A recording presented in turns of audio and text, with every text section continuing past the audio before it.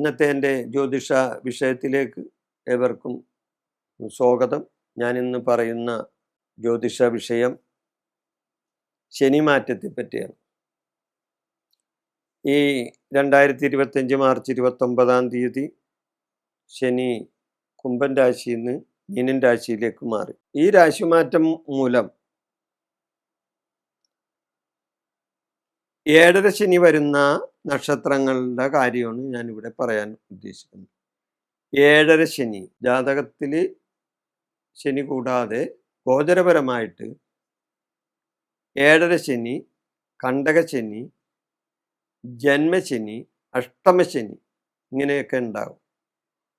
അപ്പം അതിൽ 7.5 ശനിയെ പറ്റിയാണ് നമ്മളിവിടെ പ്രതിപാദിക്കുന്നത്. ഇപ്പം 2025 മാർച്ച് 29 ശനി കുംഭൻ രാശിയിൽ നിന്ന് മീനൻ രാശിയിലേക്ക് മാറിക്കഴിഞ്ഞിരിക്കുന്നു. അപ്പം ശനി മീനൻ രാശിയിലെത്തിയാൽ ചിലരുടെ 7.5 ശനി മാറുകയും ചില നക്ഷത്രക്കാർക്ക് 7.5 ശനി തുടങ്ങുകയും ചെയ്യും.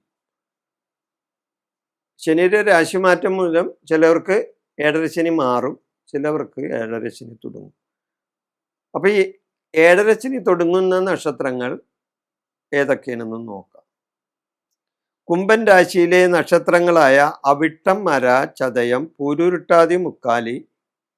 മീനൻ രാശിയിലെ പൂരുരുട്ടാതി, കാലി, ഉത്രട്ടാതി, രേവതി.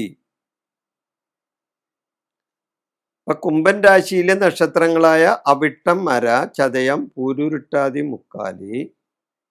മീനൻ രാശിയിലെ പൂരുരുട്ടാതി, കാലി, ഉത്രട്ടാതി, രേവതി. ഈ നക്ഷത്രങ്ങളുടെ ഇപ്പോഴുള്ള 7.5 ശനി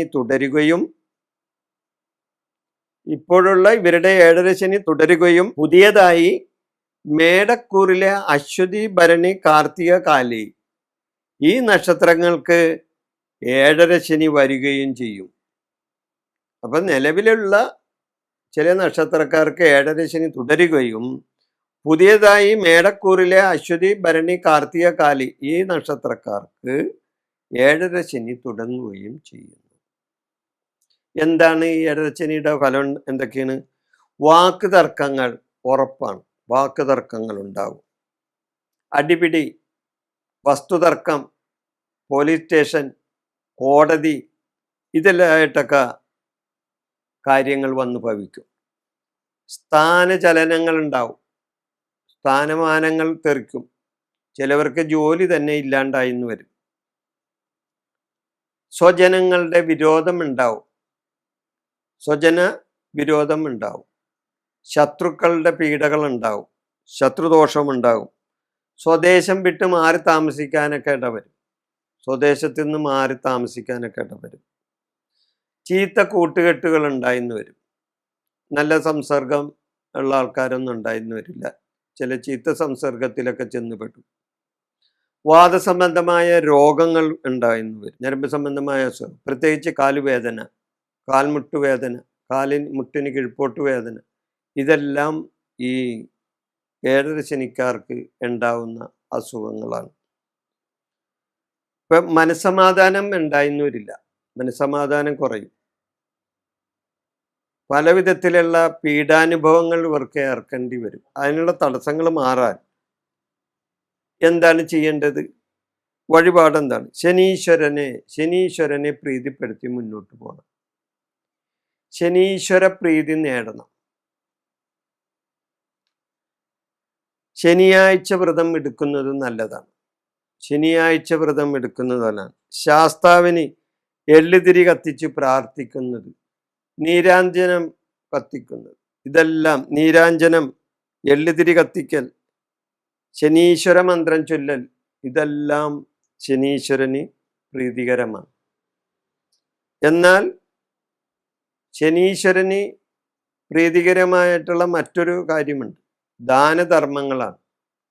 ദാനധർമ്മങ്ങളിലൂടെ ശനീശ്വര പ്രീതി നേടാം. അതായത് വൃദ്ധന്മാർക്കോ വൃദ്ധകൾക്കോ മുടന്തന്മാർക്കോ അംഗവൈകല്യമുള്ളവർക്കോ ഒക്കെ നിങ്ങൾക്ക് ദാനധർമ്മങ്ങൾ ചെയ്ത് ശനീശ്വരൻ്റെ പ്രീതി നേടാം. കാരണം ഇവർക്കൊക്കെ ദാനധർമ്മങ്ങൾ ചെയ്താൽ ശനിക്ക് വലിയ ഇഷ്ടമുള്ള കാര്യമാണ്. അപ്പോൾ അത് കൂടാതെ ഏഴര ശനി ദോഷം മാറുന്നതിന് വേണ്ടി, ഏഴര ശനി ദോഷം മാത്രമല്ല മറ്റ് ഗ്രഹങ്ങളുടെ ദോഷം കൂടി മാറുന്നതിന് വേണ്ടി ഇവരുടെ ജനിച്ച പക്കപ്പിറന്നാളിന്, അതായത് ജനിച്ച നക്ഷത്രത്തിൽ, ഓരോ മാസത്തിലും വരുന്ന നക്ഷത്രത്തിൽ ഇവർക്ക് നവഗ്രഹ ദോഷശാന്തി പൂജ നടത്തുന്നത് നല്ലതാണ്.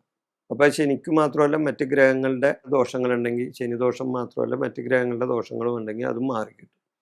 അപ്പോൾ നവഗ്രഹ ദോഷശാന്തി പൂജ ചെയ്താൽ